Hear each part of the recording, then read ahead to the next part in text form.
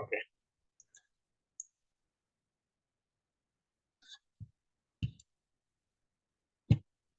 तो जैसा कि हम लोग जो क्वालिटेटिव रिसर्च के सीरीज में हम लोग बात कर रहे थे, क्वालिटेटिव रिसर्च में हम लोगों ने कई तरह के रिसर्च की बात हम लोगों ने कर ली। और लास्ट डे हम लोगों ने नैरेटिव रिसर्च की बात की थी। आज हम लोग इथनोग्राफिक रिसर्च की बात करेंगे। अब ये इथनोग्राफिक रिसर्च भी क्वालिटी में आपको लगेगा कि नैरेटिव की तरह ही कहानी है इसमें भी, लेकिन ये इसका जो कैनवास है ये बड़ा कैनवास होता है। जहाँ नैरेटिव रिसर्च में आप केवल जो नैरेटिव्स होता है उस पर फोकस करते हैं। इसमें हमारा जो फोकस होता है उसके पूरे कल्चरल और सोशल जो बैकग्राउंड होता है उसके उस पर होता है। और इसमें दूसरी जो इम्पोर्टेंट बात होती है कि जहाँ नैरेटिव में जो पार्टिसिपेंट है उसके वॉइस को ही फोकस किया जाता है। यहाँ एथनोग्राफी में ऑब्जर्वेशन बहुत इम्पोर्टेंट है। यहाँ भी हम लोग जो वॉइस ऑफ पार्टिसिपेंट है उसको सिग्निफिकेंट इम्पोर्टेंस देते हैं। अ, लेकिन जो यहाँ सेंटर में रिसर्चर होता है, रिसर्चर रिफ्लेक्ट करता है, रिसर्चर ऑब्जर्व करता है और उस हिसाब से वो अपने जो जो भी चीज़ें हैं उसको अपने इंटरप्रिटेशन में लेके आता है। तो ये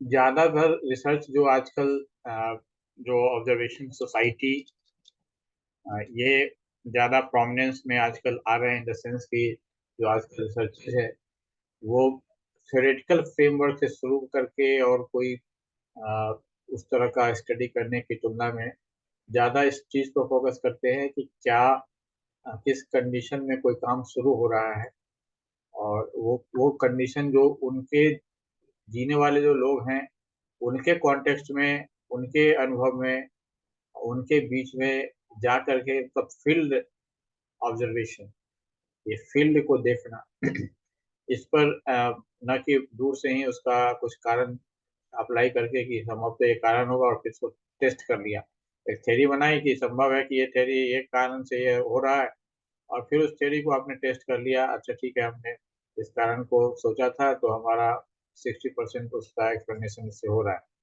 चलो काम हो गया। तो उसकी जगह पर यहाँ जो है वो ऑब्जर्वेशन और फिर दोनों तरह का होता है। पार्टिसिपेंट ऑब्जर्वेशन जो होता है जिसमें कि आप बिकम अ पार्ट, उनके साथ हो जाते हैं और आप आउटसाइडर के रूप में भी ऑब्जर्व कर सकते हैं। तो ये एक सिस्टम उसमें ऑब्जर्वेशन का उसमें इम्पोर्टेंस होता है। और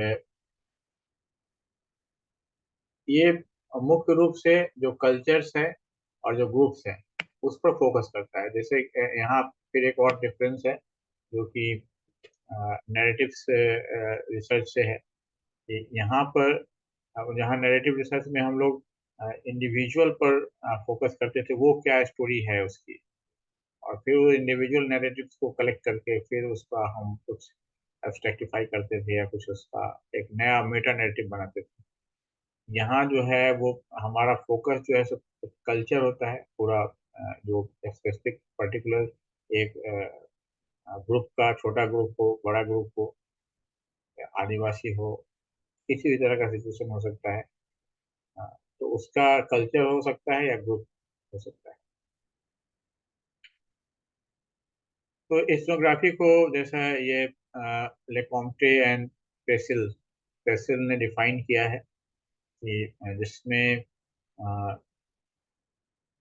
जो भी समुदाय, समूह या जो संस्कृति है जिसका हम अध्ययन कर रहे हैं उसका एक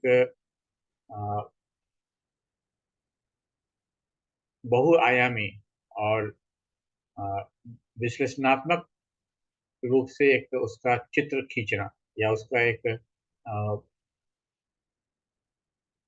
आइडिया, एक उसका ये बनाना, एक कॉन्सेप्ट तैयार करना, कि ये जो पर्टिकुलर ग्रुप है या एक पर्टिकुलर कल्चर है, उसके डिफरेंट विभिन्न आयाम क्या हैं, और वो किस तरह से फंक्शन करता है, उसके मेन जो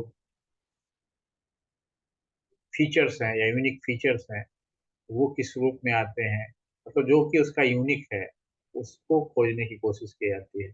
यहाँ यूनिकनेस का पर ज़्यादा फोकस होता है। जो कॉमन चीज़ें होती हैं अक्रॉस द कल्चर्स, उसको यहाँ पर इग्नोर किया जाता है, और जो उसका यूनिकनेस होता है, वहाँ पर इसका फोकस होता है।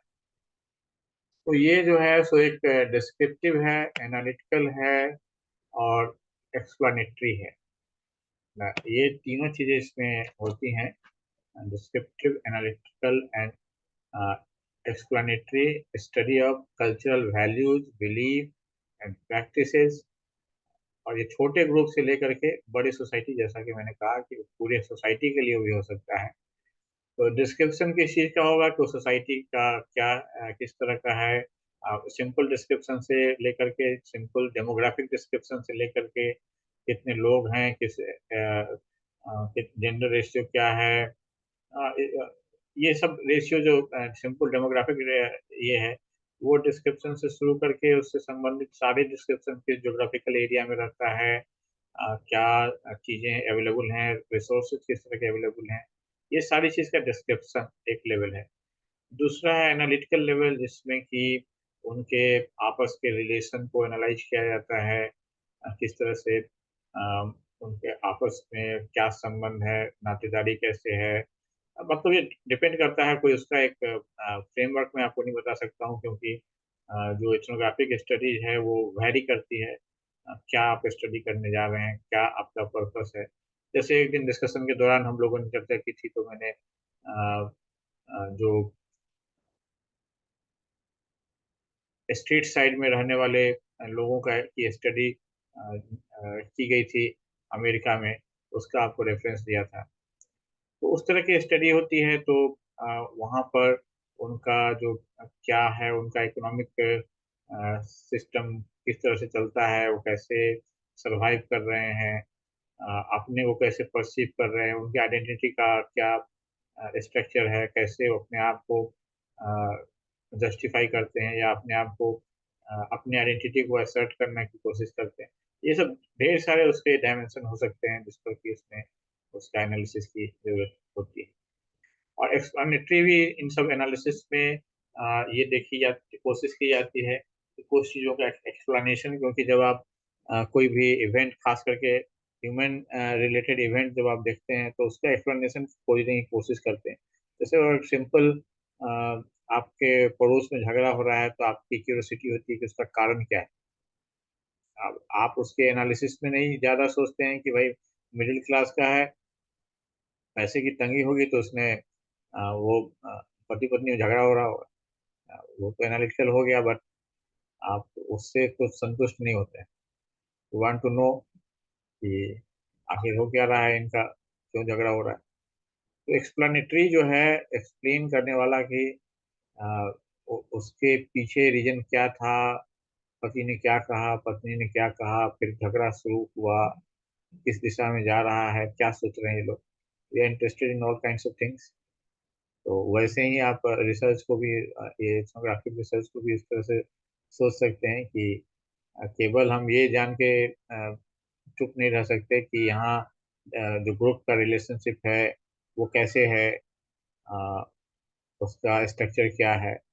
हम वो जो करते हैं, जो कुछ भी वो करते हैं, जो कुछ भी ऑक्यूपेशन है, बिलीफ सिस्टम है, उसका हम एक एक्सप्लेनेशन खोजने की कोशिश करते हैं, उनके कल्चरल कॉन्टेक्स्ट के अंदर ही उस पर रिफ्लेक्ट करने की, रिलेट करने की एक रेशनल स्ट्रक्चर हम लोग वहाँ इस्टेब्लिश करने की कोशिश करते हैं।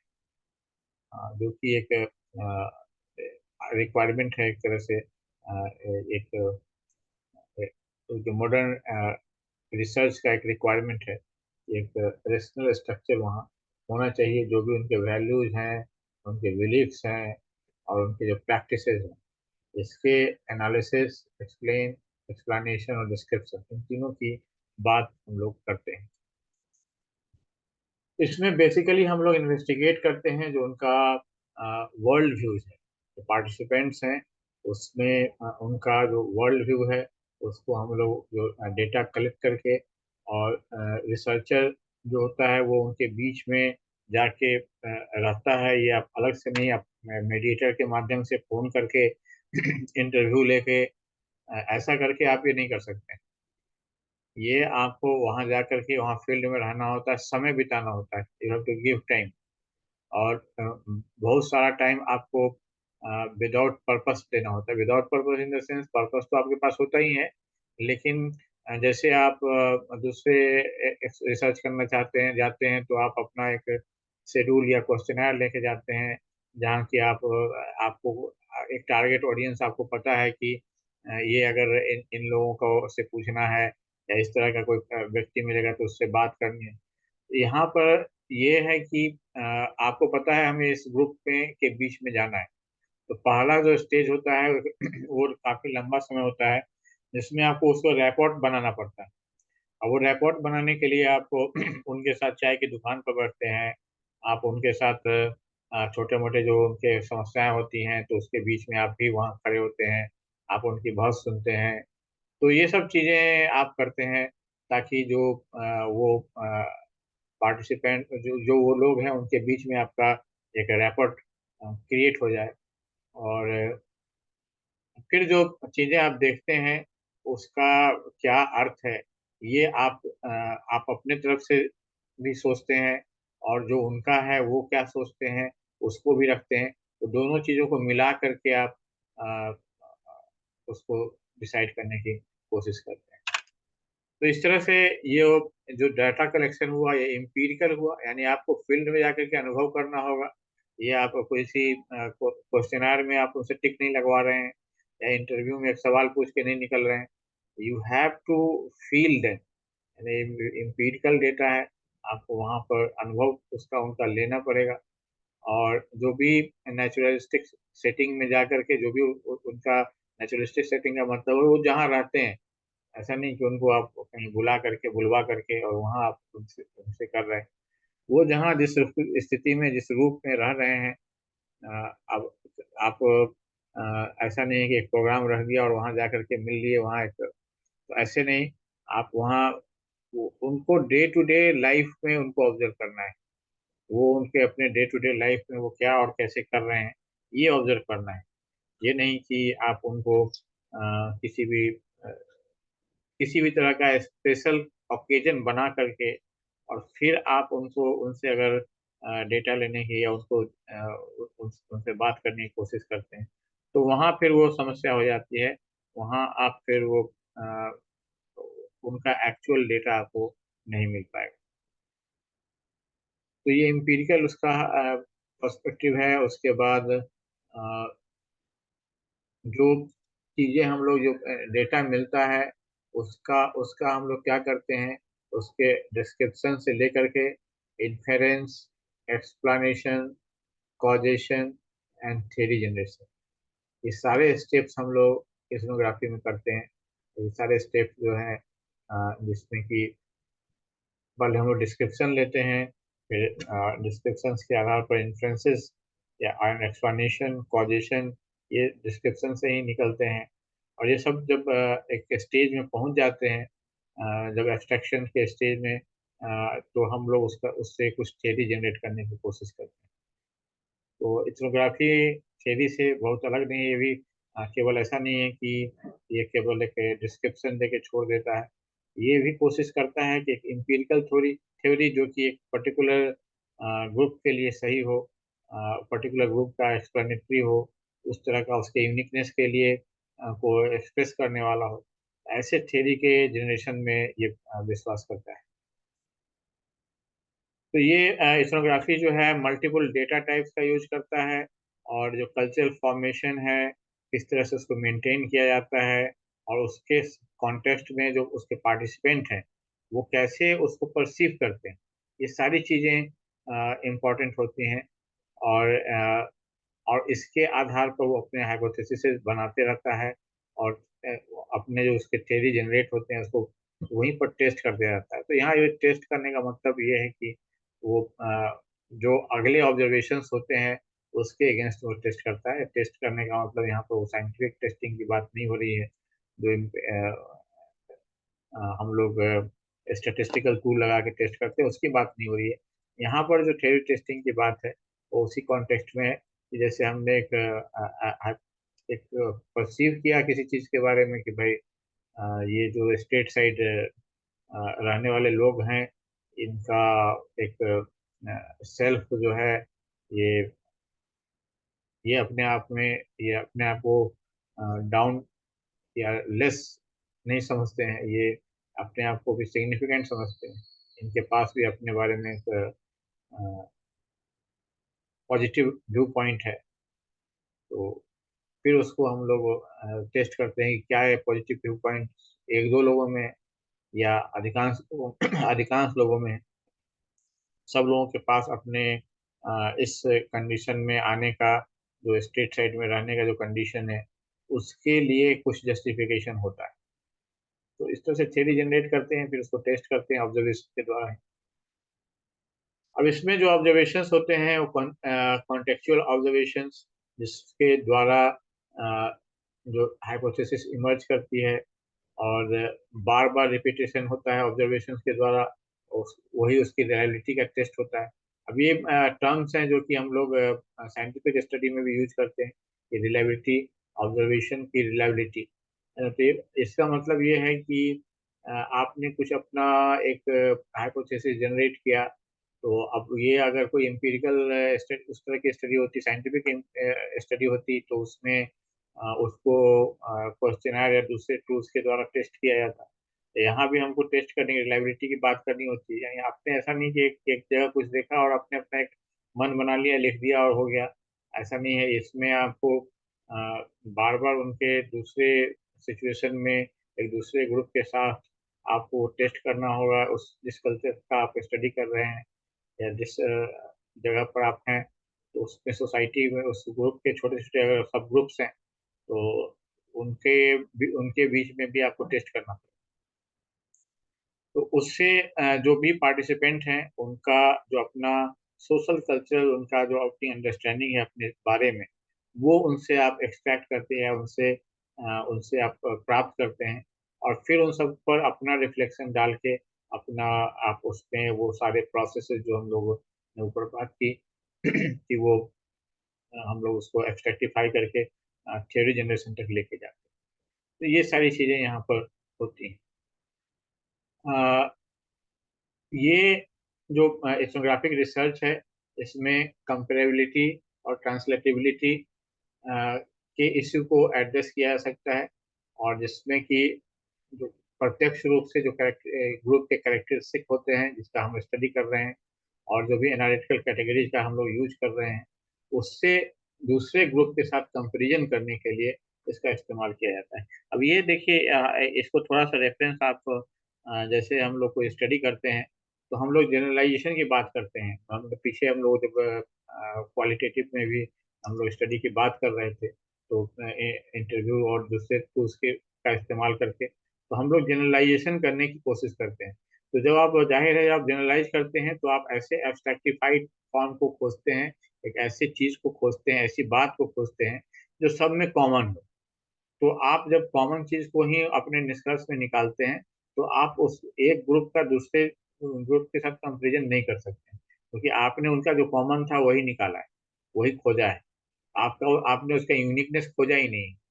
तो वही बात यहाँ पर कही जा रही है कि यहाँ पर कंपेरेबिलिटी और ट्रांसलेटेबिलिटी का मतलब यही है कि आप एक जगह जो चीज खोज पा रहे हैं, क्या वो दूसरी जगह भी है या दूसरी जगह भिन्न है, क्या हम कंपेयर कर सकते हैं, है ना? क्या इसी का कोई और फॉर्म है? जैसे अगर सोशल स्ट्रेटिफिकेशन का आप एक फॉर्मेट यहाँ देख रहे हैं, तो हालांकि इस तरह के टर्म्स इस्तेमाल इथनोग्राफी में नहीं होते, लेकिन फिर भी एक पावर स्ट्रक्चर की बात तो होती ही है। ये पावर रिलेशन यहाँ बन रहा है, जिसमें एक बेनिफैक्टर है, एक बेनिफिटेड है।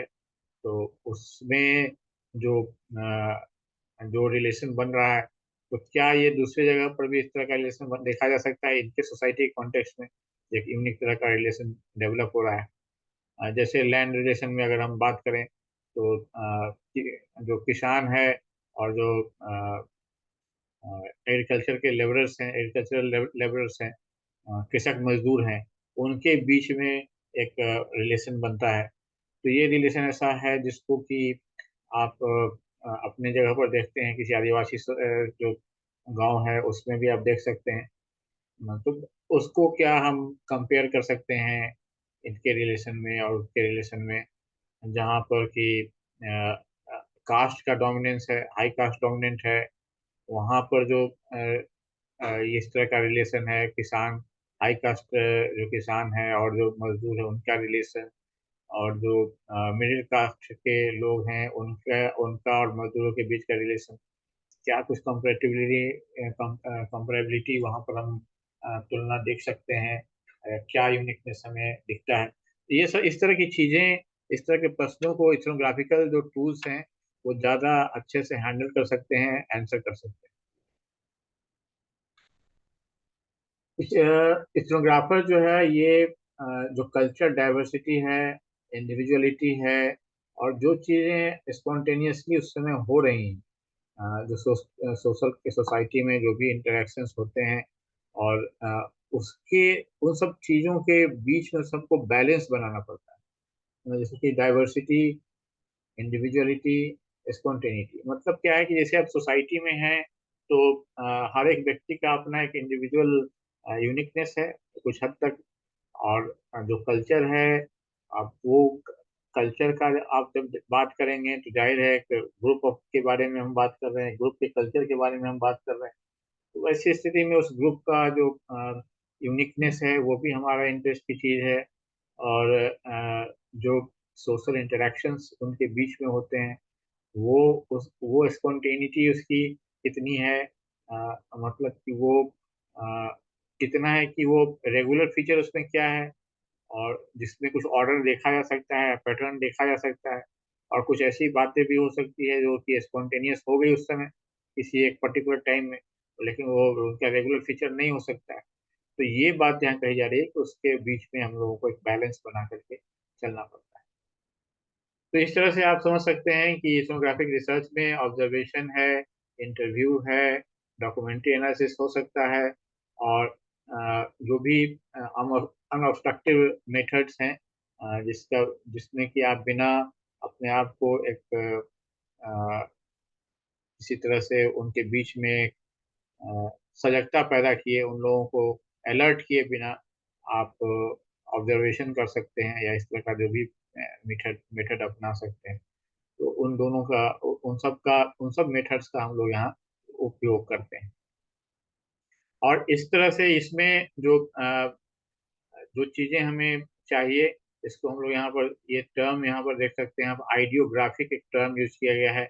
आइडियोग्राफिक का मतलब है कि डिटेल डिस्क्रिप्शन, जो भी उनका लाइफ हिस्ट्री है या जो कुछ भी चीजें वहाँ देख रहे हैं, वो उनका जो एक डिटेल्ड डिस्क्रिप्शन आपको चाहिए होता है। और उसके बाद दूसरा टर्म है मोनोथेटिक, जो कि थ्योरेटिकल अप्रोच है। ये सब अप्रोच दोनों, ये दोनों तरह के अप्रोच आप ले सकते हैं जब आप इथनोग्राफी का स्टडी कर रहे हैं। तो जिसमें कि आप थ्योरेटिकल अप्रोच भी ले सकते हैं, या आप बिल्कुल वहाँ जो डिटेल्स आपको मिल रहा है, जो थिकनेस है इंफॉर्मेशन का, उसके बेस पर आप बाद में अपना एक कंक्लूजन की ओर रीच करने की कोशिश करें। तो इसलिए जो इन लोगों का जो रिसर्च का तरीका होता है वो चैलेंजिंग होता है, क्योंकि जहाँ दूसरे रिसर्च में आपको ऑब्जेक्टिव पता होता है, इसमें जो ऑब्जेक्टिव्स हैं वो पहले से डिफाइंड कुछ नहीं होता है। ये इस कॉन्टेक्स्ट के हिसाब से, और जो उसके स्पेसिफिक स्पेसिफिक एस्पेक्ट आपको मिलते जाते हैं, उसके आधार पर आप फिर उसको डिफाइन करते हैं कि जो भी कल्चर ग्रुप है उस पर क्या आप करना चाहते हैं, कैसे उस पर आगे बढ़ना चाहते हैं। तो ये जनरल बात हम लोगों ने की, जो भी हमारे इथनोग्राफिक स्टडीज हैं। अब हम इसके कुछ कुछ स्पेसिफिक जो बहुत ज़्यादा चलन में आजकल हैं इथनोग्राफिक के तरीके, उसकी बात करेंगे। जो हमने पहले बात की वो जो इथनोग्राफिक प्रैक्टिस ओरिजिनली हो रहा है उसके कॉन्टेक्स्ट में, और ये कुछ स्पेसिफिक टाइप है, उसमें दो तीन टाइप के बारे में हम लोग स्टडी करेंगे। जैसे कि ये पहला टाइप है जिसमें कि क्रिटिकल इथनोग्राफी की बात होती है। अब ये अपने आप में अलग इस मायने में है कि जहाँ बाकी के रिसर्चेज में हम लोग ये करते हैं कि हम फील्ड में कुछ चेंज लाने नहीं जा रहे हैं, हम फील्ड से इंफॉर्मेशन गैदर करने जा रहे हैं जिससे कि हम समझ सकें। और इवन जो साइंटिफिक या एक्सपेरिमेंटल रिसर्च भी जो करते हैं वो भी ये इस ऐसा आशय होता है उनका, तो उससे हम कुछ ऐसे इंसाइट्स मिलेंगे जिसको कि हम लोग पॉलिसी मेकिंग में या इस तरह की चीज़ों में इस्तेमाल कर सकें। उसके उलट ये क्रिटिकल इथनोग्राफी ये बात करती है कि हम वो वहां जा रहे हैं और हम वहाँ के पावर रिलेशन को बदलेंगे और उसमें चेंज लाएंगे।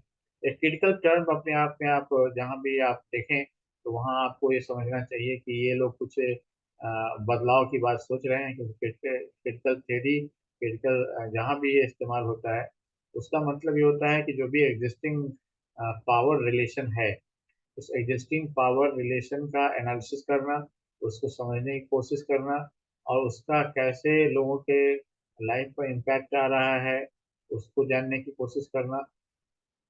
और ये उसके बहुत सारे फिर डायमेंशन होते हैं, क्रिटिकल हिस्ट्री है, क्रिटिकल थ्योरी, बहुत सारी चीज़ों का एरियाज में उसका एक इम्प्लीकेशन है जिसमें कि खास करके इसका फोकस होता है कि जो भी मार्जिनलाइज्ड ग्रुप है उसके वॉइस को आगे लेके आना, उसको प्रोमिनेंट बनाना, उसके एक्सपीरियंस को ऊपर करना या सामने करना। और ये एक आप कह सकते हैं कि एलिट वर्सेस जो कॉमन पर्सन है, एलिट वर्सेस जो आप कह सकते हैं सवल्टर्न, या सवल्टर्न टर्म भी यूज किया जाता है सवल्टर्न स्टडीज के तरह। तो ये इसका एक फोकस होता है कि जो लोग पावर के में नीचे के जगह जहाँ जो रिसिपिएंट है पावर का रिपरकशन जिस पर आ रहा है उन लोगों को उन लोगों के बीच में जो हम स्टडी करें और वो न केवल अपने आप अपने पोजीशन के बारे में अवेयर होते हैं बल्कि उस अवेयरनेस के द्वारा वो अपने पोजीशन को सबवर्ट कर देते हैं। वो जो एलीट उनके ऊपर शासन कर रहा है, एलीट उनको पावर पोजीशन में एक इस तरह के सिचुएशन में जो उसके लिए सही नहीं है या उसके लिए बेनिफिशियरी नहीं है, बेनिफिटिंग नहीं है, उसको रिवर्ट कर देता है। तो ये चीजें इसमें आती हैं। तो ये आप यहाँ देख रहे हैं कि जो क्रिटिकल पैराडाइम होता है जो कि एक सबवर्सिव पर्सपेक्टिव देता है, सबवर्सिव प्रैक्टिस देता है, जो कि ट्रेडिशनल रिसर्च ट्रेडिशन का जस्ट रिवर्स होता है। जैसा कि मैंने आपको पहले ही बता दिया, जो ट्रेडिशनल रिसर्च ट्रेडिशन है वो केवल वहाँ उस फील्ड में जाकर के वो केवल देखेगा कि इस तरह का एक रिलेशन है, पावर रिलेशन भी हो सकता है जो कि एक एलीट है और दूसरा जो है वो सबाल्टर्न है, इन दोनों के बीच में एक पावर रिलेशन है, तो वो केवल उसको देख के आ जाएगा। लेकिन यहाँ पर जो है इसका रिवर्स पर्सपेक्टिव है। इसमें ये जो कॉन्सेप्ट है क्रिटिकल इथनोग्राफी, इसमें बहुत तरह की थेरीज इसमें इंक्लूडेड है। इसमें क्वेयर थ्योरी है, क्रिटिकल रेस थ्योरी है, ऑटो इथनोग्राफी है, फेमिनिस्ट थ्योरी है, क्रिटिकल डिस्कोर्स एनालिसिस है, पार्टिसिपेटरी एक्शन रिसर्च है, कल्चर स्टडीज है, पोस्ट कॉलोनियल थेरीज है और इंटरनेट स्टडीज। इतने तरह की स्टडीज इसमें ये क्रिटिकल जो थेरीज है ये बहुत ही डाइवर्स है। इसमें और भी नए नए लोग आते आते हैं नए नए आइडियाज लेकर के, और वो अपना एक नए नए सिस्टम्स को इंट्रोड्यूस करने की कोशिश करते हैं। और कई बार ये बहुत ही इफेक्टिव होते हैं, और खास करके किसी पर्टिकुलर पावर सिचुएशन में पड़ने पर वो कई बार बहुत ज़्यादा एक्टिवली बहुत सारी चीज़ों को चेंज करने की कोशिश करते हैं।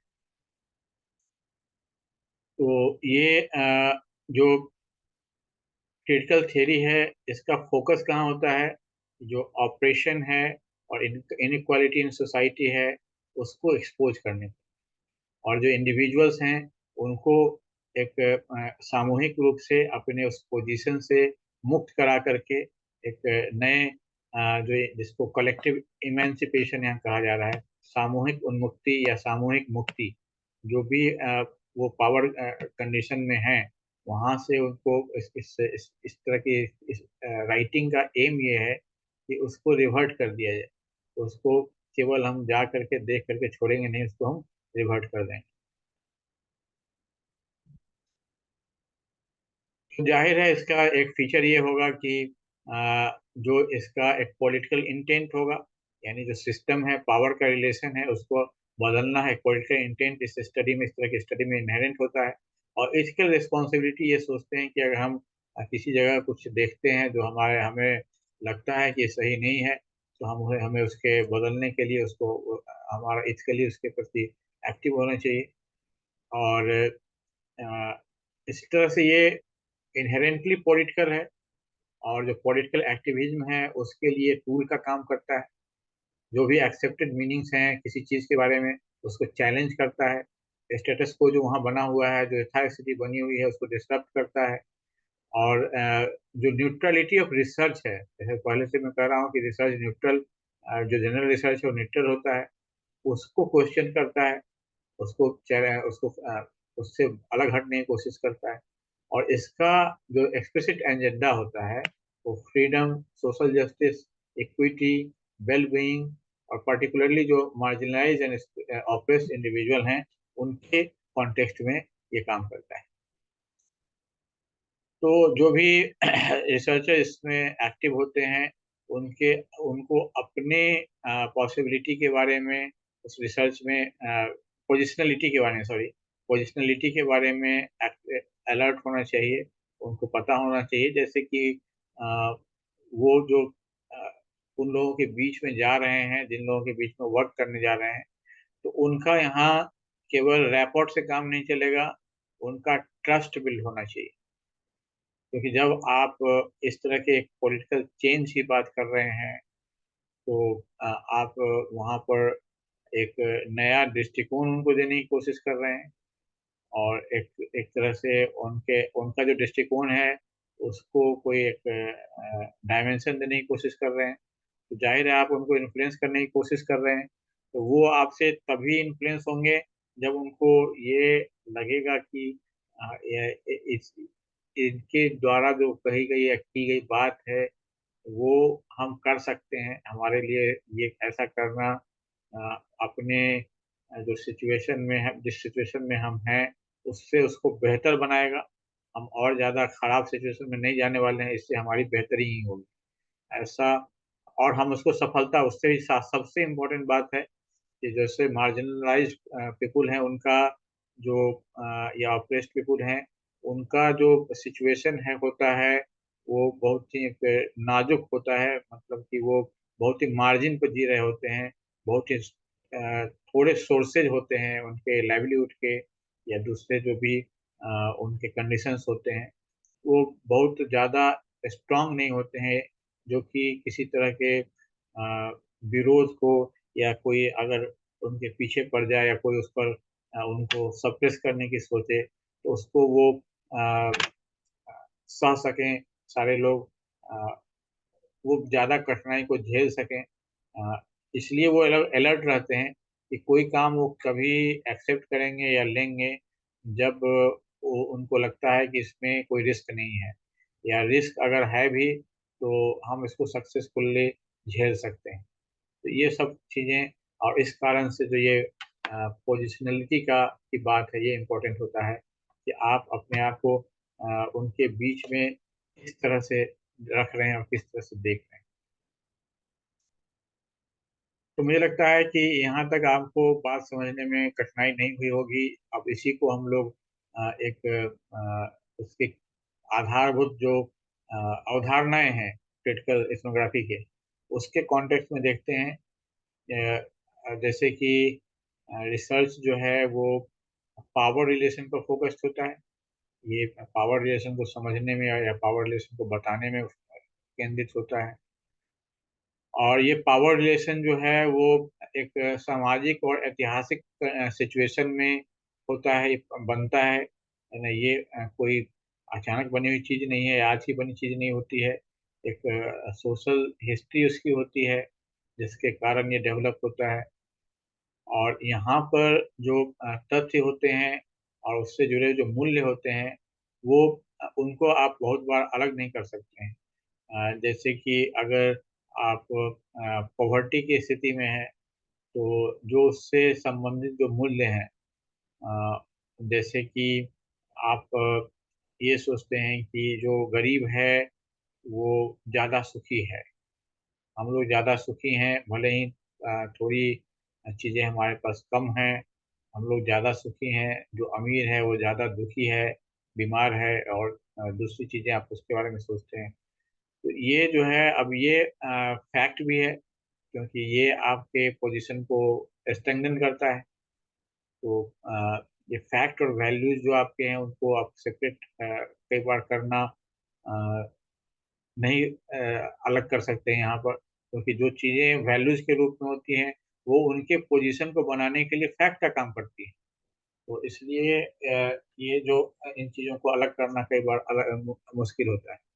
उसी तरह से जब सोशल रिलेशन की बात करते हैं, तो प्रोडक्शन और जो ऑब्जेक्ट्स और कॉन्सेप्ट के बीच में जो रिलेशनशिप है, तो वो रिलेशन को सोशल सामाजिक जो संबंध है, सोशल रिलेशन, जैसे कुछ प्रोडक्शन हो रहा है, एग्रीकल्चर प्रोडक्शन है, उसके उसके गिर्द क्या रिलेशन बन रहा है। जैसे गांव कोई एक है और उस गांव में जो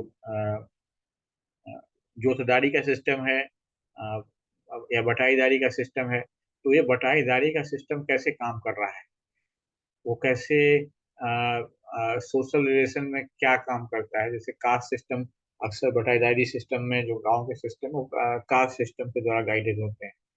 तो जो छोटे किसान हैं, जो एक हायर कास्ट से हैं, ये मिडिल एग्रीकल्चर कास्ट से हैं, और फिर लोअर कास्ट के लोग हैं, तो उनके बीच में कैसे रिलेशन डेवलप हो रहा है। तो ये चीज़ें इसमें देखने की और समझने की होती है। लैंग्वेज भी इसमें एक सेंट्रल रोल प्ले करता है, क्योंकि लैंग्वेज एक्सप्लेन करता है, और शब्दों से कन्फ्यूजन होता है, खास करके इथनोग्राफी में बहुत बार बहुत सारे कन्फ्यूजन होते हैं कि किसी वर्ड का उस जगह किस सेंस में यूज हो रहा है। कई बार ऐसा होता है कि एक ही वर्ड है, वो बगल के क्षेत्र में किसी और सेंस में यूज होता है, अब हमारे क्षेत्र में जिसकी आप स्टडी कर रहे हैं वहाँ वो किसी और सेंस में यूज हो रहा है, तो फिर आपका जो मीनिंग है उस पर उसका असर पड़ेगा, आपका जो आप जो इंटरप्रेट कर रहे हैं उस पर असर पड़ेगा, और आपने अगर इसकी तरफ ध्यान नहीं दिया तो आपका इंटरप्रिटेशन गलत भी हो सकता है। तो ये सब चीज़ें भी इम्पोर्टेंट होती हैं। फिर ये जो सोसाइटी में जो कुछ ऐसे स्पेसिफिक ग्रुप होते हैं जिनके पास ज़्यादा पावर होता है, वो ज़्यादा पावर अपने लिए केंद्रित करने में सक्सेसफुल होते हैं। तो ये जो क्रिटिकल इथनोग्राफी है, ये उनके गिर्द ही ये बनाता है कि ये पावर रिलेशन कैसे बन रहा है, और उसमें मार्जिनलाइज लोगों के साथ कैसे वो लोग रिलेशन को मेंटेन कर रहे हैं। इसमें एक ये आइडिया भी होता है कि जो इनइक्वालिटी और ऑपरेशन है वो कैपिटलिस्ट रिलेशंस में वो होगा ही होगा, यानी असमानता होगी ही होगी। कैपिटलिस्ट रिलेशन जब भी होगा तो वहाँ पर ऑपरेशन और इनइक्वालिटी का होना आवश्यक ही है। ये इसमें कोई one of the basic premises है, इसको कोई आपको डाउट करने की जरूरत ही नहीं है। ऐसा इसका एक प्रेमिसेस है। फिर ये आइडियोलॉजिकल डोमिनेशन की बात करते हैं, जिसमें कि जो ऑपरेस ग्रुप है वो अपने सिचुएशन को इनएविटेबल मानता है। तो ये जो आइडियोलॉजिकल डोमिनेशन जिसके कारण वो अपने आप को इस पर्टिकुलर कंडीशन में मानता है, तो वो चीज़ें वो आइडियोलॉजिकल डोमिनेशन के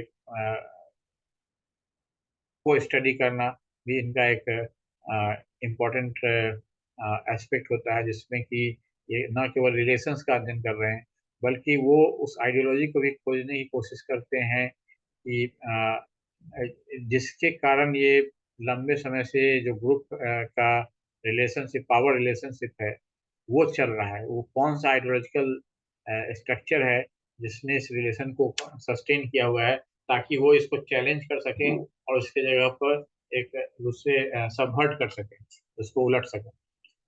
Different forms of operation are interconnected and must be considered together. जो भी दूसरे तरह के रिलेशंस हैं, जैसे रेस का है, जेंडर का है, क्लास का है, इसको भी ये इसको आप कह सकते हैं कि कैसे एक दूसरे से रिलेट हो पा रहे हैं उस पर्टिकुलर कंडीशन में, और किस तरह से उसके एनालिसिस में इनका क्या रोल है। तो ये सब उसके बेसिक प्रेमिसेस थे। अ, अब इसमें हम बेसिक बात इसमें हम देखते हैं कि जो इमेंसिपेशन की ओर ये बढ़ने की कोशिश करते हैं, जो भी रिसर्चर है वो इस बात की कोशिश करता है कि इसमें इनका एक स्पेसिफिक इंटरेस्ट को सर्व करना, अ, वो एक मतलब वो वैल्यू पहले से ही लेके आता है। ये न्यूट्रल वैल्यू न्यूट्रल नहीं है ना, ये अपने साथ ये वैल्यू लेके आता है कि हमें इमेंसिपेशन, जिस ग्रुप के बीच में हम काम करने जा रहे हैं, जिसके स्टडी करने जा रहे हैं, उसकी स्टडी इस रूप में करनी है कि उस स्टडी के द्वारा उसका इमेंसिपेशन भी हो जाए। और इसका जो इस एम होता है वो जो भी पार्टिसिपेंट्स हैं उनको अ, मुक्त करना, उसको फ्रीडम प्रदान करना, आज़ादी प्रदान करना। और ये जो रिसर्च है, इस प्रकार का रिसर्च फंडामेंटली पॉलिटिकल है, और पावर डोमिनेशन वॉइस एंड पर ये केंद्रित है। ये इसका जो फोकस है, ये फोकस कौन से इश्यूज पर है? पावर है, किसका डोमिनेट कौन करता है, किसकी वॉइस सुनी जाती है, इन इन चीजों पर ये केंद्रित होता है। और लास्ट में इसका उद्देश्य होता है कि ये किस प्रकार से हमारा जो वर्क है, ये जो मार्जिनलाइज ग्रुप है उसको एम्पावरमेंट प्रदान कर सकता है।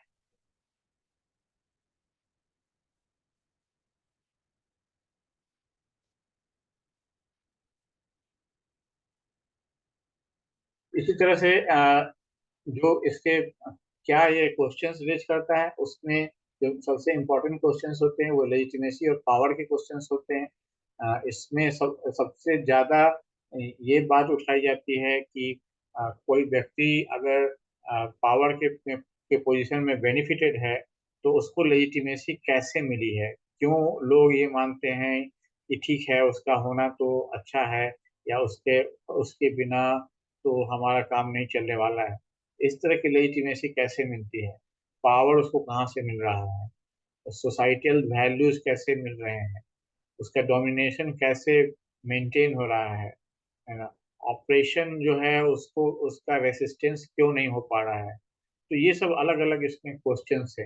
हाँ, यानी जैसे लेजिटिमेसी की बात है, तो लेजिटिमेसी कहाँ से मिल रही है, कौन सा आइडियोलॉजिकल स्ट्रक्चर है, पावर के सोर्सेज क्या क्या हैं, क्यों वो पावर बिल्ड कर पा रहा है, सोसाइटल वैल्यूज क्या हैं जो उस चीज को सपोर्ट कर रहे हैं, फिर वो डोमिनेशन उसका कैसे मेंटेन हो रहा है लंबे समय में, ऑपरेशन जो है उसका रेसिस्टेंस क्यों नहीं हो पा रहा है। तो ये जो इनकी कोशिश होती है कि जो चीजें पहले से लोग मान के चलते हैं कि ये तो सही है, उसको चैलेंज करना, टेकन फॉर ग्रांटेड एजम्पशंस है, उसको चैलेंज करना, और जो सोसाइटी में डीपली इम्बेडेड मीनिंग है उसको ट्रेस करना, और फिर उनके इमेंसिपेशन के लिए काम करना। तो ये इसका 5 स्टेज का ये प्रोसेस है, इसको यहाँ पर दिया गया है, जिसमें कि आप अ, देख सकते हैं कि पहला जो स्टेज है ये है जो प्राइमरी रिकॉर्ड्स लेना, जिसमें कि जो जो इनका एक्चुअल डेटा है वो एक तरह से थ्योरेटिकल स्ट्रक्चर एक तरह का होता है, मोनोलॉजिकल यहाँ बात कर रहे हैं, मोनोलॉजिकल डेटा जिसमें कि आप क्या सोशल स्ट्रेटिफिकेशन का स्ट्रक्चर क्या है, कौन सा ग्रुप है, और वो किस तरह के रिलेशन में है, तो उसका एक थ्योरेटिकल स्ट्रक्चर लिया जाता है। उसके बाद फिर एक ये पहले मतलब एक जनरल एक ब्रॉड थ्योरी के आधार पर लिया गया थ्योरेटिकल स्ट्रक्चर। इसके बाद आप इसके एम्पिरिकल इसमें आ जाते हैं कि एक्चुअल जो थिकनेस ऑफ डेटा है, यहाँ से प्रिलिमिनरी आप उस पर काम शुरू कर देते हैं प्राथमिक रूप से कि वो क्या चीज़ें इसमें हैं।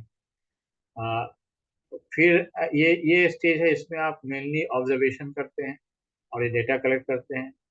और फिर आप तीसरे स्टेज में आप उनसे कम्युनिकेट करते हैं, जिसमें कि आप उनका इंटरप्रिटेशंस लेते हैं किसी चीज़ के बारे में, अपने पोजीशन के बारे में, पावर में वो लेस डोमिनेंट पोजीशन में क्यों है, इन सब चीज़ों के बारे में आप ये सब लेते हैं। फिर इन तीनों के आधार पर आप सिस्टम रिलेशन को डिस्कवर करते हैं, और सिस्टम रिलेशन को डिस्कवर करके और फिर उससे जो फाइंडिंग्स आपकी है उसको एक्सप्लेन करने की कोशिश करते हैं। ये किस तरह से डोमिनेशंस बना, पावर स्ट्रक्चर कैसे काम कर रहा है। तो ये जो आपका फाइंडिंग्स है, ये बेसिकली नैरेटिव के फॉर्म में ही होता है, जिसमें आप डिस्क्रिप्शंस देते हैं, और वो ऐसे इंसाइटफुल डिस्क्रिप्शंस होते हैं जिसके द्वारा आप उस चीज को एक्सप्लेन करने की कोशिश करते हैं, या एक तरह से आप दिखाने की कोशिश करते हैं कि ये चीज ऐसे काम कर रही है, या ये चीज जो पढ़ने वाला है उसको उसका एक नजरिया समझ में आ जाता है। तो ये क्रिटिकल इथनोग्राफी थी। अ, अगर आपको इसमें कुछ पूछना हो तो पूछ सकते हैं, या फिर हम लोग ऑटो इथनोग्राफी पर बढ़ेंगे, क्योंकि हमारे पास तीन तरह का है। तो एक हमने समझ लिया।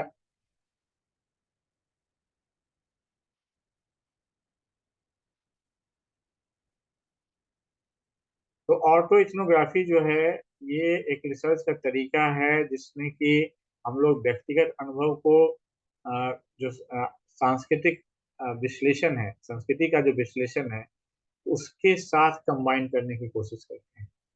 इसका जो उद्देश्य होता है वो होता है कल्चरल फिनोमेना को अपने ओन एक्सपीरियंस के तहत लेते हुए, और उसको सामाजिक और सांस्कृतिक का जो ब्रॉड कॉन्टेक्स्ट है उससे जोड़ते हुए समझना। इसका जो उद्देश्य है कि अपने एक्सपीरियंस को, जो भी कल्चर और सामाजिक और सांस्कृतिक संदर्भ है उसका, उस संदर्भ से जोड़ करके और उस फिनोमेना को समझना। अब ये इसको एक डिफिनेशन देने की कोशिश है यहाँ पर कि ऑटो इथनोग्राफी जो प्रोसेस, मेथड एंड प्रोडक्ट, तीनों चीजें यहाँ कही जा रही है कि प्रोसेस भी है, मेथड भी है, और एक आउटपुट भी है। क्योंकि इथनोग्राफी अपने आप में जिस थिकनेस के साथ डिटेल्स को लेकर के अपने रिजल्ट में आती है, वो ओरिजिनल फॉर्म को ज़्यादा कन्वर्ट नहीं करती है। जैसे हमने बात की क्वालिटेटिव और क्वांटिटेटिव स्टडी इन जनरल, जो हम बात करते हैं, क्वांटिटेटिव स्टडी में हम लोग क्वेश्चनर में डेटा इकट्ठा करते हैं और अंत में हम लोग उसका नंबर बना देते हैं, नंबर के फॉर्म में ले आते हैं। तो वो जो अपना ओरिजिनल फॉर्म है, जो फील्ड का एक्चुअल सिचुएशन है, वो तो बदल गया। उसी तरह से आप क्वालिटेटिव की बात करते हैं तो हम लोग क्या करते हैं, एब्स्ट्रैक्टिफाई करते हैं। जो डेटा, ढेर सारी चीज़ें आती है, क्वालिटेटिव इंफॉर्मेशन, उसको ले करके उसको और ज़्यादा एब्स्ट्रैक्टिफाई करके उसको हायर लेवल पर हम लोग उसको ज़्यादा एक ऐसे फॉर्मेट में ले आते हैं जहाँ पर कि वो एक पर्टिकुलर एक बड़ा थीम बन जाता है, जिस थीम से हम सारी चीज़ों को उस उससे संबंधित नीचे की चीज़ों का अधिकांश तो एक्सप्लेन कर सकते हैं। तो अगेन यहाँ पर फॉर्मेट चेंज हो गया। लेकिन यहाँ जब हम लोग बात कर रहे हैं, तो ये प्रोडक्ट भी जो है वो ज़्यादा उससे अलग नहीं होगा। जो फाइनल हमारा फाइंडिंग होगा, फाइनल जो हमारा रिपोर्टिंग होगा, वो ज़्यादा उससे बहुत ज़्यादा अलग नहीं होगा जो इनिशियली आपने अपने रिकॉर्ड्स दर्ज करने शुरू हुए किए हैं। उससे उससे वो रिलेट होगा, बल्कि उसको वो कॉन्टेक्चुअलाइज करता हुआ होगा, एक दूसरे से रिलेट करता हुआ होगा, उनके बीच के पैटर्न को और रिलेशन को एक्सपोज करने वाला होगा। तो इस तरह से ये काम करता है। तो इसलिए ये ऑटो इथनोग्राफी को एक प्रोसेस, एक मेथड और प्रोडक्ट, तीनों एक साथ कहा जाता है, जिसमें कि सिस्टमेटिक वे में अ, किसी व्यक्ति के पर्सनल एक्सपीरियंस को अ, का विश्लेषण किया जाता है, विवरण दिया जाता है, ताकि उसके जो संस्कृति, उस पर्टिकुलर कल्चर में रहते हुए उसका जो अनुभव है, उसको उसके बारे में इंसाइट लिया जा सके।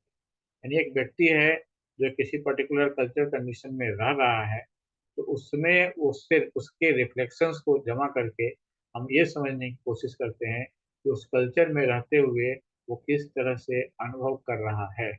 एक कल्चरल इंसाइट प्राप्त करना, कल्चरल एक्सपीरियंस का, उसके पर्सनल कल्चरल एक्सपीरियंस का इंसाइट प्राप्त करना, ये ऑटो इथनोग्राफी का पर्पस है। तो ये पर्पस क्लियर हो गया कि जो to the extent sociological understanding by exploring personal experiences and their connection to larger culture and social context। यही बात है, ये जो हमने ऑलरेडी डिस्कस कर लिया। इसमें क्या करना है कि जो सोशल और पॉलिटिकल कॉन्टेक्स्ट है उसको आपको समझना है और उसको जानना है। तो ये जो चीज है ये हाईली पर्सनलाइज होता है, जिसमें कि आप जो जिसका एक्सपीरियंस ले रहे हैं। अब यहाँ पर आप कुछ हद तक इसको जो नैरेटिव रिसर्च है उससे रिलेट कर सकते हैं, इसमें बहुत सारे पैरेलल्स देख सकते हैं कि यहाँ पर इंडिविजुअल पर फोकस है और इंडिविजुअल क्या एक्सपीरियंस कर रहा है अपने अंदर, उसको ही यहाँ पर लेने की बात हो रही है। सेल्फ पर फोकस है, ऑलरेडी हम लोगों ने इसको डिस्कस कर लिया। ये जो रिसर्चर है यहाँ पर ग्रुप ऑब्जर्वेशन नहीं है, यहाँ पर एक सेल्फ है और वो अपना एक पर्सनल एक्सपीरियंस रिलेट कर रहा है। और ये जो ऑटो एथनोग्राफी है इसका अक्सर एक पॉलिटिकल या एक आलोचनात्मक या एक बदलाव लाने वाला इसका एजेंडा होता है। इसके पीछे बहुत सारी चीजें होती हैं जो कि एग्जिस्टिंग सोशल नॉर्म्स या पावर स्ट्रक्चर होते हैं, उसको चैलेंज करना इसका एक पर्पस होता है। इसी तरह से जो इसका इम्फेसिस होता है वो रिफ्लेक्सिबिलिटी पर होता है, यानी केवल हम डेटा इकट्ठा नहीं कर रहे हैं, सिचुएशन क्या है ये नहीं जान रहे हैं, बल्कि वो सिचुएशन क्यों है और क्यों एग्जिस्ट कर रहा है, क्यों चला रहा है, क्यों लंबे समय तक चलने वाला है। इन सारी चीज़ों पर और हर एक इंडिविजुअल पर अपने अपने सब्जेक्टिव वे में उसका क्या रिलेशन है उस प्रोसेस का, और हम उसका क्या इन्फ्लुएंस है और उसमें हमारा रोल क्या है। इन सब चीज़ों का आलोचनात्मक परीक्षण करना, आलोचना की जहाँ भी बात होती है वैसे ही आपको रिफ्लेक्ट करने की जरूरत होती है। तो ये सारी चीज़ें हम लोग इसमें करते हैं। इसी तरह से इथिकल कंसिडरेशन जो ऑटो इथनोग्राफी में भी इम्पोर्टेंट होता है, जिसमें कि जब वो काम कर रहा है या कोई बात बोल रहा है तो वो जाहिर है अपने ही आसपास के लोगों के बारे में बोल रहा है। तो उसके परिवार के सदस्य हो सकते हैं, फ्रेंड्स हो सकते हैं, सोशल कॉन्टैक्ट्स हो सकते हैं। और तब वो उसमें उनके बारे में कौन सी बात बोल रहा है, वो उसको जिम्मेवारी के साथ बोलना होगा और किसी को वो अ, नीचा दिखाने या इस तरह का कोई चीज़ नहीं उसमें होना चाहिए। उसमें इस एथिकल कंसिडरेशन बहुत बहुत सारी चीज़ें जो उनके पर्सनल लाइफ को डिस्टर्ब कर दें, उनके पर्सनल लाइफ को लोगों के सामने एक्सपोज कर दें, फिर उनका जो सोशल लाइफ है उससे डिस्टर्ब हो जाए, ऐसी चीज़ों को भी एक्सपोज करने से बचना होता है। तो बहुत सारे इसमें फैक्टर्स होते हैं। अब इसका जो राइटिंग स्टाइल है ये फर्स्ट पर्सन में होता है। जैसे अगर आपने वो हालदार करके एक राइटिंग आई थी उसके बारे में सुना होगा, या जूठन एक ऑटोबायोग्राफी है, ओम प्रकाश वाल्मीकि, अभी काफी कंट्रोवर्सी में बिहार में आई थी, तो उसके बारे में आपने सुना होगा। तो ये सब चीजें एक तरह से उसी तरह की चीजें हैं। अपना इन्होंने जो उनका लाइफ एक्सपीरियंस है उसको इसमें उन्होंने बताया था कि हमने कैसे अपने जीवन काल में इस सबवर्टेड कंडीशन में रहते हुए क्या अनुभव किया है। तो इसी तरह के आंकड़े जैसे इन किताबों में दिखते हैं, उसी तरह की चीज इस तरह के रिसर्च में निकल के आती है।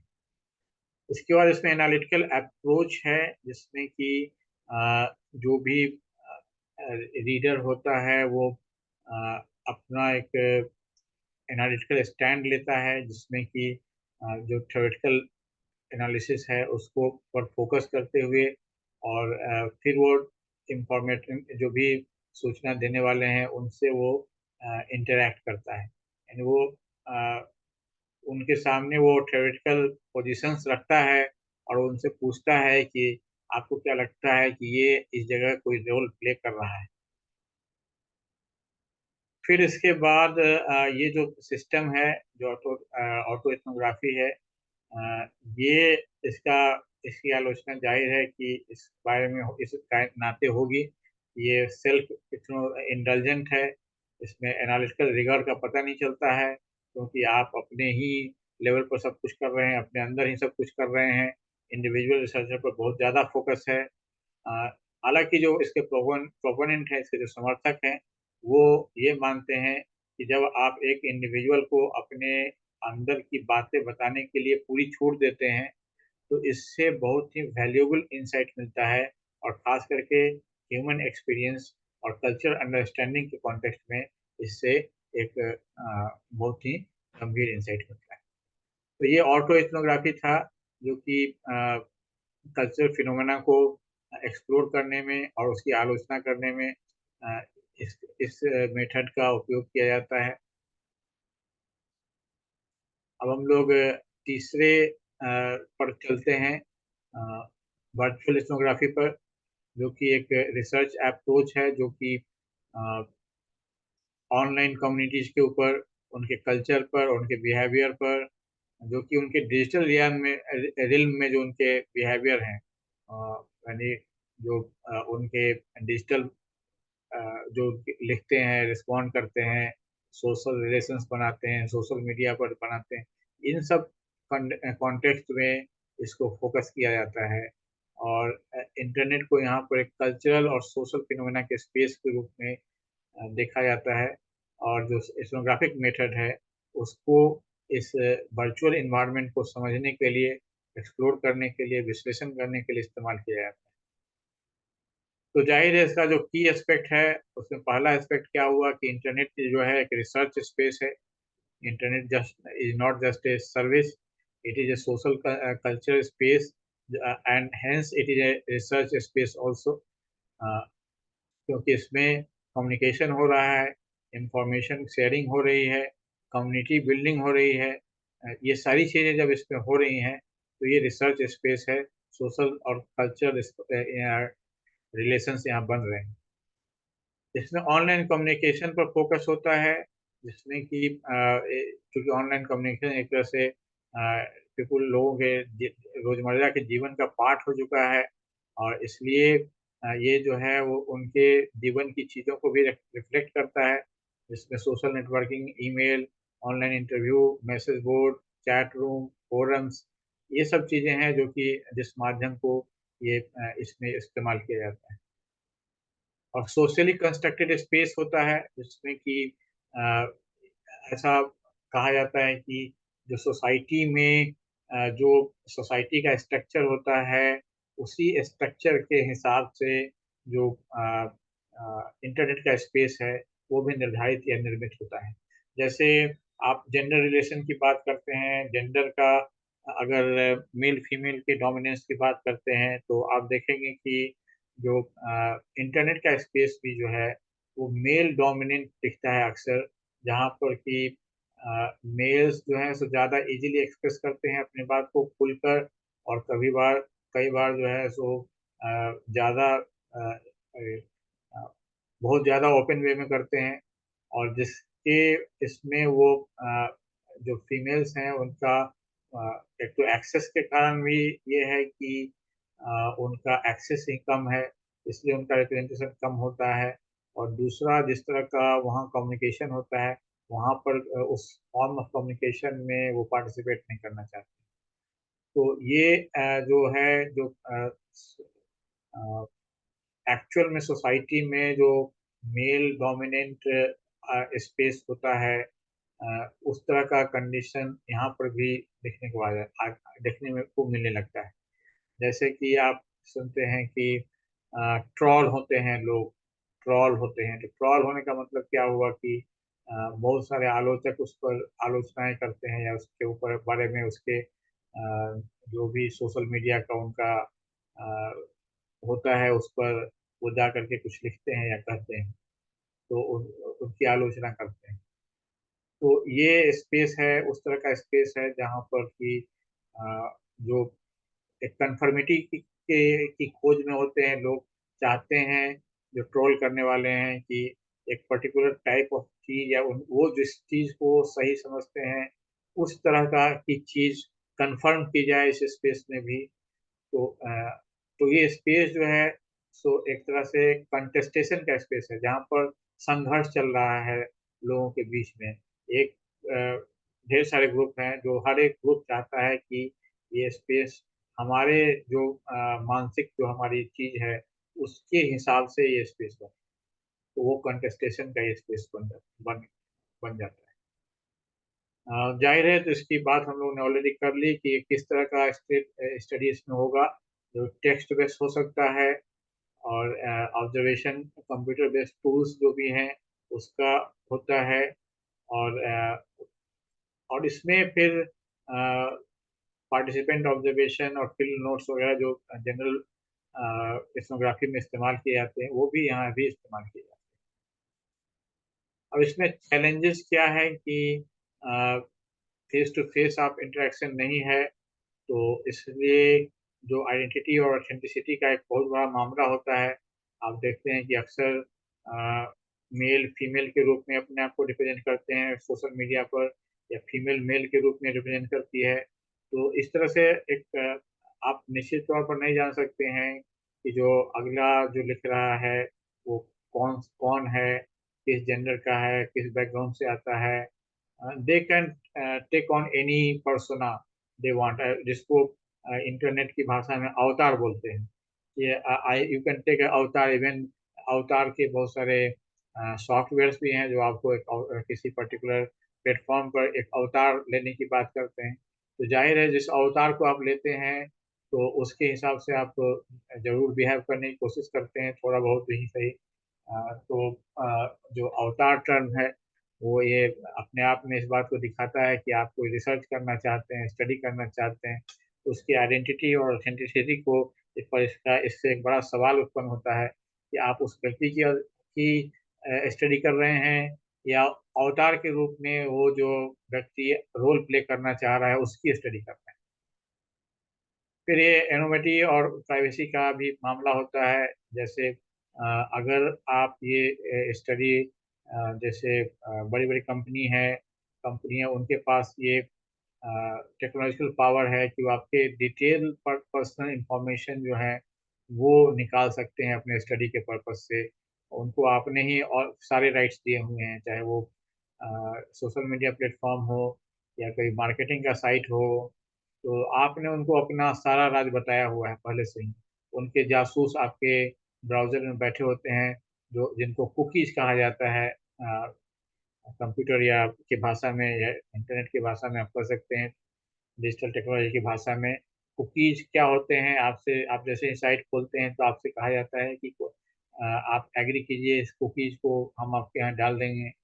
तो आप एग्री कर जाते हैं और फिर वो कुकीज वहाँ बैठ करके आपके आप पर नज़र रखते हैं कि आप न केवल इस साइट में क्या कर रहे हैं, वो तो उनका एक प्राइमरी पर्पस होता है, इस साइट में आप क्या कर रहे हैं उसको रिकॉर्ड रखना।